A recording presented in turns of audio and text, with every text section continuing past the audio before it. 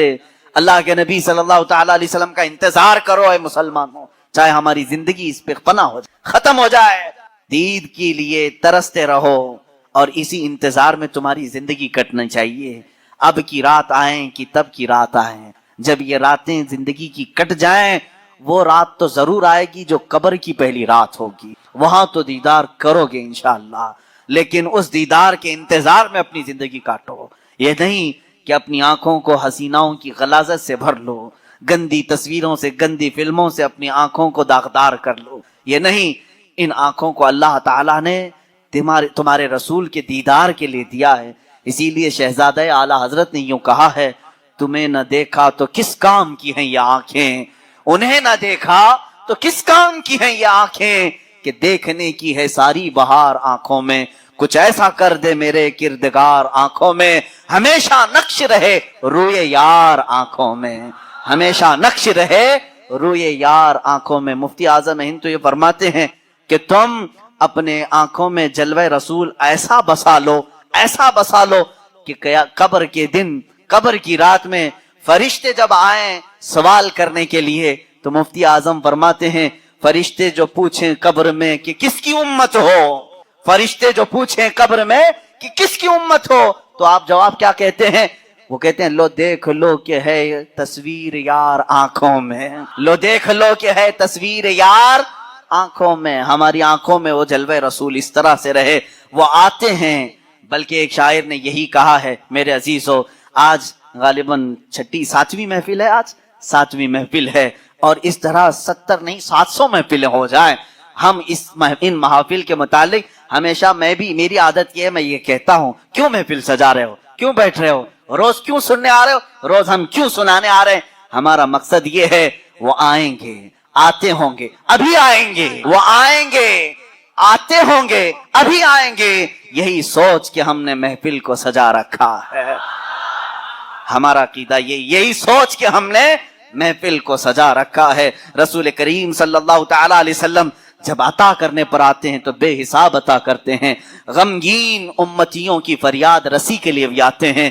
جس امتی نے جب فریاد کیا میرے آقا وہاں تشریف لائے. آپ کو معلوم ہے اللہ کے نبی صلی اللہ تعالی علیہ وسلم کی ایک اور بات میں بتا دوں, مشہور زمانہ قصیدہ مولا یا صلی وسلم دائما ابدا علی حبیبک خیر الخلق کلہم. تقریباً میرے آقا صلی اللہ تعالی علیہ وسلم کی وفات کے بھی 700 سال بعد آنے والے امام شرف الدین بوصیری, یہ وہ عظیم بزرگ ہیں, مداح رسول ہیں. تقریباً 170 اشعار میں انہوں نے قصیدہ لکھا ہے جس میں میرے آقا کے ہر عضو کی تعریف کی ہے. جس طرح آپ اگر ہندوستان کا کوئی بوصیری دیکھنا چاہتے ہیں, ہندوستان کا شرف الدین بوصیری دیکھنا چاہتے ہیں, تو بریلی کے امام احمد رضا کو دیکھیں, جس نے اپنے نعتیہ کلام میں رسول پاک کے ہر عضو کو پیرو کر کے موتیوں کی طرح سجایا ہے, امام شرف الدین بوصیری. اور حد تو یہ ہے میرے عزیزو, وہابیوں کی, نجدیوں کی, سلفیوں کی حکومت آئی جنہوں نے عشق رسالت مآب صلی اللہ تعالی علیہ وسلم کے خلاف نہ جانے کتنی بکواس کی.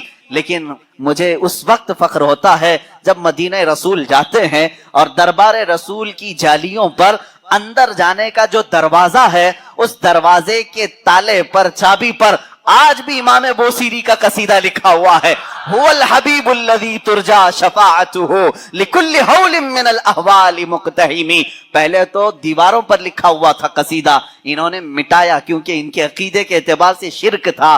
700 سال پہلے آنے والے امام بوصیری نے جب پکار کر کے یہ کہا تھا, یا کرم الخلق مالی من الوذ به سواک عند حلول الحادث العممی, اے مخلوق میں سب سے اکرم رسول, تکلیفوں میں میرے پاس تمہارے سوا ہے کون, مصیبتوں میں آپ کے علاوہ میرے پاس کون ہے جس کی بارگاہ میں میں فریاد کروں تو میری فریاد کو پہنچے گا.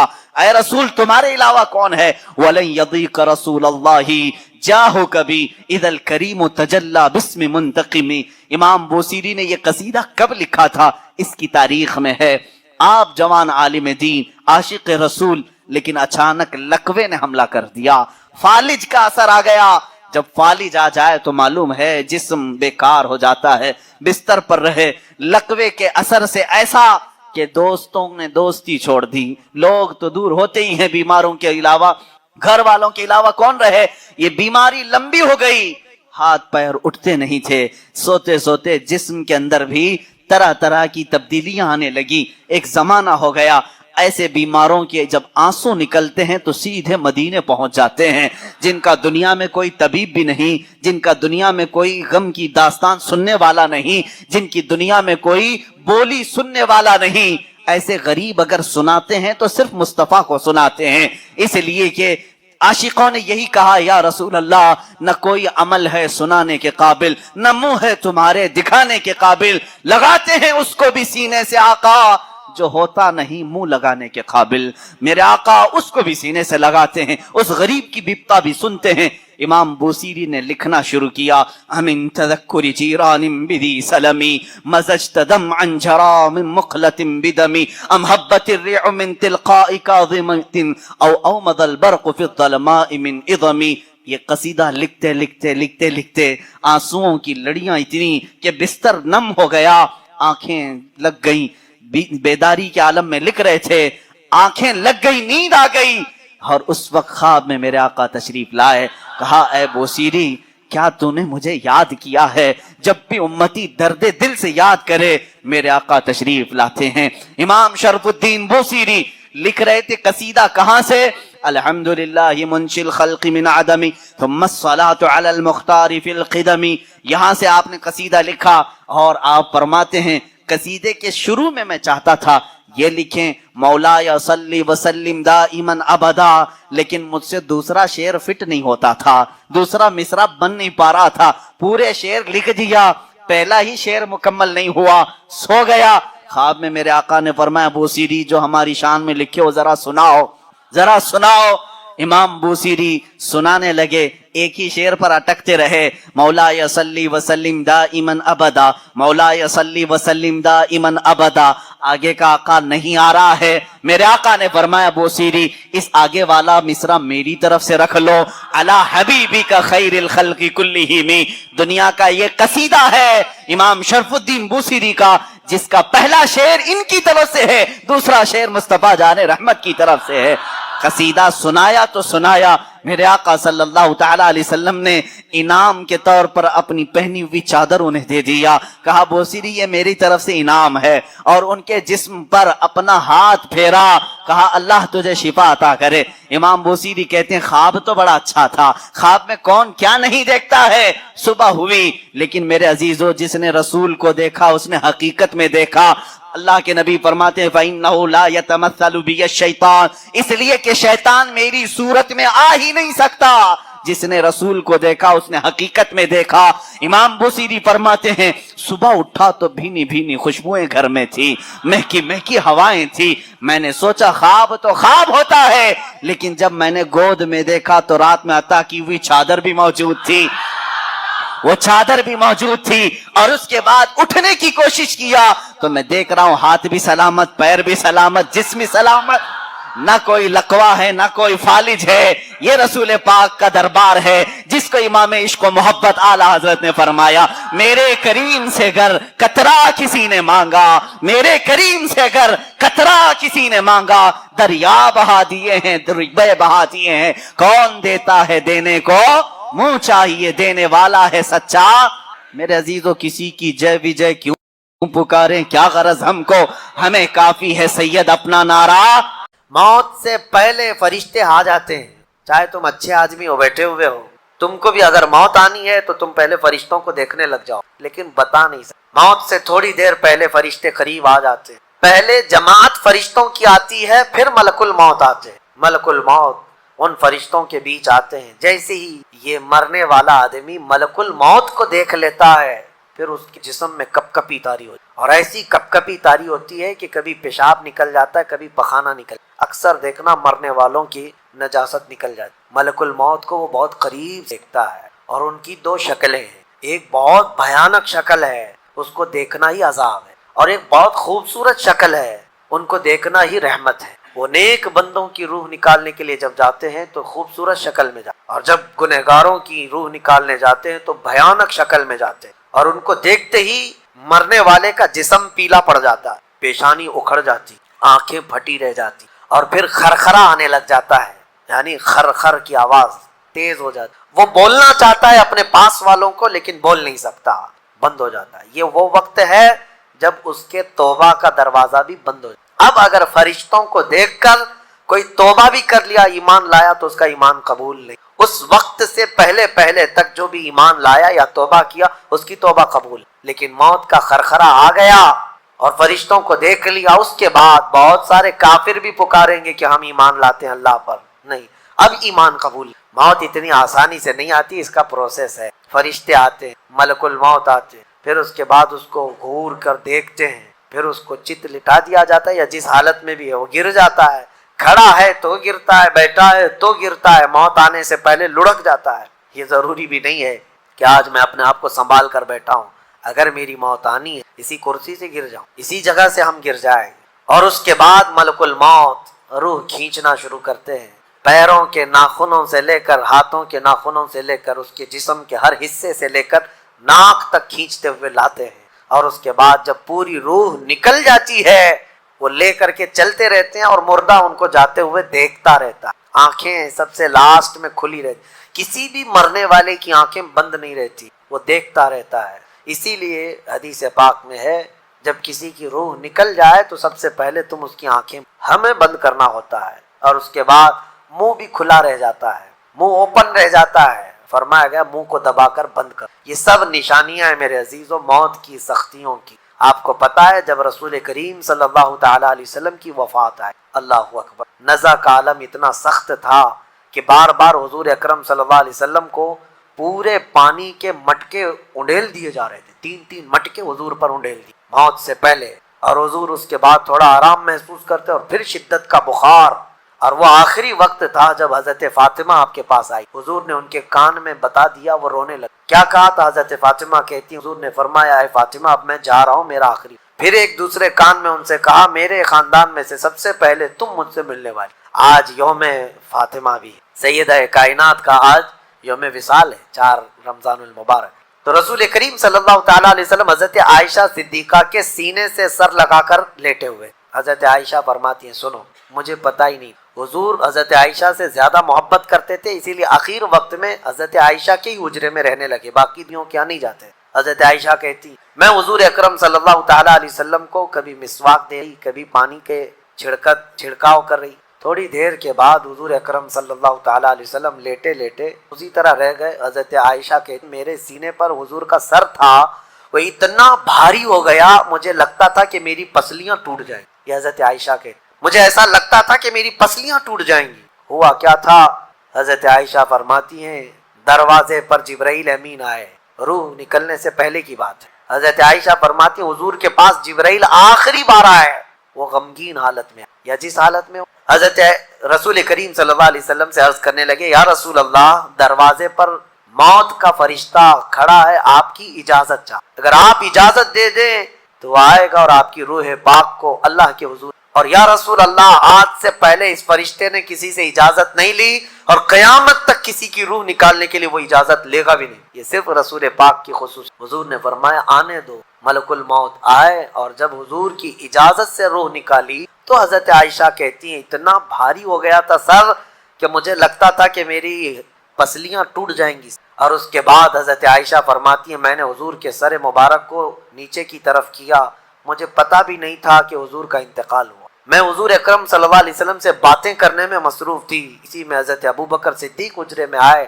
پوچھا, عائشہ کیا حال ہے حضور؟ حضور اکرم صلی اللہ علیہ وسلم کو دیکھا. حضرت ابو بکر نے پیشانی مبارکہ پر ہاتھ رکھا تو وہ بہت ٹھنڈ, ماتھے کو بوسہ دیا اور ایک آہ بھری اور ایک جملہ کہا تھا, یا رسول اللہ, ایک بار موت آنی تھی وہ آپ پر آ گئی, اب موت کی سختی اللہ دوبارہ کبھی آپ کو نہیں عطا کرے. موت کی سختی, کیونکہ حضور کو انہوں نے دیکھا تھا, کئی دنوں سے تکلیف تھی, 13 دن تک حضور پاک صلی اللہ علیہ وسلم کو تکلیف, 13 دن تک.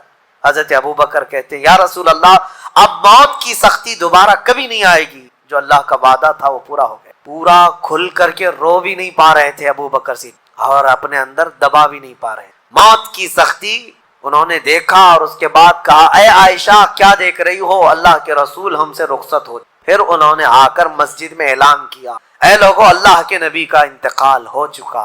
اب مجھے یہاں یہ بتانا ہے, اگر موت سے کوئی بچ سکتا تھا تو سب سے پہلا نمبر تو رسول اللہ کا ہونا چاہیے، کیونکہ اللہ کے سب سے محبوب نبی وہی ہے۔ جب رسول پاک صلی اللہ تعالی علیہ وسلم کو بھی موت آئی تو میاں ہمارا اور تمہارا شمار نہیں، چاہے 100 سال زندگی مل جائے لیکن مرنا ضرور۔ بہرحال یہ باتیں بڑی طویل ہو جائیں گی، موت کا تذکرہ اس لیے بھی میں زیادہ کرتا ہوں کہ حدیث پاک میں ہے مومنوں کو یہ تذکرہ کرو تاکہ ان کو گناہوں سے نفرت پیدا ہو جائے اور آخرت کے سفر کی تیاری ہو۔ اللہ کریم ہم سب کو دنیاوی خرافات سے محفوظ، دنیا کی لذتوں سے اور یہ فانی خرافات میں مبتلا ہو کر آخرت بھولنے سے اللہ ہماری حفاظت۔ مولا کریم جب ہماری موت آنے کو ہو تو ہماری زبانوں پر کلمہ طیبہ جاری۔ رب ذوالجلال موت سے پہلے تیرے حبیب پاک کے چہرے کی زیارت نصیب۔ اے کریم خدا کیا ہی بہتر ہوتا، میں گنہگار ہوں اور بڑے مرتبوں کی خواہش، تو کریم ہے خدایا تیری بندہ پروری ہے، کیا ہی بہتر ہوتا مولا کہ موت آئے تو رمضان کا مہینہ مل، جمعۃ المبارکہ مل جائے، مولا تیرے وعدے کے مطابق ہم قبر کے عذابات اور سوالات سے محفوظ ہو جائیں۔ اے اللہ آج کی اس تفسیر پاک میں تیری جلال و جبروت اور تیری عزت کا وسیلہ لیتے عرض کرتا ہوں، ہم میں سے جو رخصت ہو چکے ہیں، ہمارے آبا و اجداد، ہمارے باپ، ہماری مائیں، ہمارے رشتہ دار جو قبروں میں برسوں سے اب آرام کر رہے ہیں، اے اللہ تو اس رمضان کے صدقے ان کی مغفرت فرما۔ اے کریم خدا ہمارے گھروں میں عید آ جاتی ہے، رمضان کے آتے ہی دسترخوان بھر جاتے ہیں، ہمارے گھروں میں خوشیاں دوبالا ہو جاتی ہیں، ہمیں نہیں معلوم قبروں والوں کے ساتھ کیا ہوتا ہے، ہمیں پتہ نہیں قبرستان میں ان کے ساتھ کس طرح کی راتیں ہیں اور کس طرح کے دن ہیں۔ اے کریم خدا تجھے تیرے جلال و جبروت اور تیری عزت کی قسم، جو مومنین ہم سے رخصت ہوئے ہمارا کسی بھی طرح کا ان سے تعلق رہا ہو، مولا اس عید سے پہلے ان کو جنتی خان نعمت عطا فرما دے۔ اے اللہ ان سب کو بھی رمضان کی بہاریں عطا فرما۔ تم جہاں کہیں پر بھی جاؤ موت تمہیں آ کر پکڑے۔ بروج مشیدہ کا مطلب ہوتا ہے بہت ہی پکے محل میں بھی اگر تم بیٹھ جاؤ، بہت مضبوط محل میں تم بیٹھ جاؤ، موت آنا ہے وہاں پر بھی آئے گی۔ ہم نے دیکھا ہے بڑے بڑے محلات میں رہنے والے بھی اور جنہوں نے آسمان چھوتی ہوئی عمارتیں بنائی وہ بھی موت کے ہتھے چڑھی گئے۔ موت تو آنا ہے۔ آج ہمارا حال یہ ہوتا ہے کہ دنیا میں اس قدر مصروف ہو جاتے ہیں کہ موت کو ہمیں پتہ بھی ہے کہ اچانک آنے والی یہ موت بالکل مہلت نہیں دیتی، بالکل مہلت نہیں دیتی۔ آپ اگر آس پاس میں اپنی نظریں ڈالیں تو آپ کے دوستوں میں کئی جا چکے ہوں گے، جن کی عمر زیادہ نہیں تھی وہ جا چکی۔ موت کے لیے عمر کوئی متعین نہیں ہے کہ بڑھاپے میں آئے گی یا بیماری سے آئے گی، اچھے لوگوں کو بھی موت آ جاتی ہے، چلتے پھرتے لوگوں کا جنازہ آ جاتا ہے، کسی کے لیے بھی کوئی وقت معین نہیں۔ اور قرآن میں اللہ تعالیٰ یہ فرماتا ہے اگر بندہ موت سے بھاگنے کے لیے، جس کو کہتے ہیں پریکاشن لینا، کہیں جا کر کے محفوظ مقام پر چھپنے کی کوشش کرتا ہے، وہ آئے گی موت۔ بزرگوں نے ایک حکایت لکھی ہے کہ ایک بادشاہ کو نجومیوں نے بتایا تھا کہ فلاں دن تمہاری موت آنے۔ نجومی ستاروں کا علم جاننے والے اٹکل پچھو سے کچھ نہ کچھ تو بتا دیتے۔ تو اس بادشاہ کو نجومیوں نے جب دن بتایا، اس دن اس نے کیا کیا، ایک ایسا حجرہ، ایک کمرہ بنایا جس میں کوئی چیز آئی نہیں، کوئی چیز نہیں، صرف اس نے ایک سوراخ رکھا ہوا کے لیے، اور اس میں سے مچھر بھی نہ آ سکے، مکھی بھی نہ آ سکے۔ اس حجرے کے اندر وہ چلا گیا، وہ پورا دن اس کو تھا کہ میں موت کو چکما دے دوں۔ اور نجومیوں نے یہ بتایا تھا کہ بچھو کے ڈنک مارنے سے تمہاری موت آئے۔ اس نے کہا بس مجھ سے بچنا، بچھو نہ آنے پائے ایسا میں پورا انتظام کر لوں۔ اس نے پورا ایک راؤنڈ شیپ کا کمرہ بنایا اور اس میں اندر بند ہو گیا، لیکن اس کی ایک کمزوری ہے، جو اس کا گھوڑا تھا بہت بے حد اس کو عزیز، وہ گھوڑے کو چھوڑ کر کبھی رہتا نہیں۔ اس نے کہا مجھے اور میرے گھوڑے کو بند کر دو، آج موت کا دن ہے، اگر آج کے دن میں نے موت کو چکما دے دیا تو پھر ہمیشہ کی زندگی ہے، ٹائم اگر ٹل گیا تو پھر موت نہیں آئی۔ تو وہ اس نیت سے وہ روم کے اندر بند ہو گیا اور لوگوں سے کہا کہ کوئی مجھے نہ دروازہ کھولے اور نہ کسی کے لیے دروازہ، پورا دن گزرنے۔ دن گزرتا رہا، شام کا وقت قریب آیا، اس کے ساتھ تھا اس کا گھوڑا اور وہ کوئی نہیں۔ اتفاق دیکھیں اللہ رب العزت کی طرف سے جو سبب بننا ہے وہ بنے۔ اس کے گھوڑے کو بہت تیز چھینک آئی اور اس کی چھینک سے اس کی ناک سے بچھو نکلا اور اس بادشاہ کو ڈنک مارا اور وہیں اینما تکونوا یدرککم الموت۔ اللہ نے فرمایا تم جہاں کہیں رہو موت آ کر پکڑ لے۔ ہمارے علاقے میں ایک ڈاکٹر، وہ کارڈیالوجی تھے، ہارٹ کے اسپیشلسٹ، اور ان کے ہاتھ میں بہت سارے ڈاکٹرز پریکٹس کر کر کے بڑے ماہر بنے، ہارٹ کے اسپیشل ڈاکٹر۔ اور یہ اخبار میں بھی بات آئی تھی۔ اس ڈاکٹر کا حال یہ تھا کہ برسوں آپریشن اور سرجری کر کے لوگوں کے ہارٹ صحیح کیے یا بائی پاس کیے، لیکن اتفاق ایسا کہ ایک دن وہ لیب میں اندر ہاسپٹل کے لیبوریٹری میں کام کر رہا ہے ڈاکٹر، اور اس کے ساتھ 4 اسسٹنٹ ڈاکٹر بھی اور نرسز بھی، سارے کہاں پر؟ لیب کے اندر، ساری مشینیں بھی موجود۔ اس ڈاکٹر کو وہیں پر ہارٹ اٹیک آیا، جو ہارٹ کا خود اسپیشلسٹ، اور دوسرے ڈاکٹرز وہاں پر موجود، انہوں نے اٹھایا، اسٹریچر پر ڈالا، آئی سی یو میں ہی تھے، لیب کے اندر موجود، لیکن وہ چند منٹوں کے اندر ڈاکٹر کی موت ہو گئی، نہ کوئی ڈاکٹر بچا سکا، نہ اس کو دوا دی جائے۔ سب سے ماہر ہارٹ کا ڈاکٹر ہاسپٹل کے اندر، جو سب سے محفوظ جگہ ہو سکتی ہے بیماروں کے، میاں ہمارے گھر میں کسی کو اٹیک آئے تو دوڑ کر کہاں لے جائیں گے؟ ہاسپٹل، اور جو خود کس کے پاس لے جائیں گے؟ ڈاکٹر کے پاس۔ جو خود ڈاکٹر ہے اور خود ہاسپٹل میں بیٹھا ہوا ہے، اس کو ہی اگر آ جائے، اور قریب میں ڈاکٹرز بھی موجود ہیں لیکن بچا نہ سکے، یہ رب ذوالجلال کا فرمان، جب وعدہ مکمل ہو جائے تو پھر کوئی طاقت تمہیں موت سے روک نہیں۔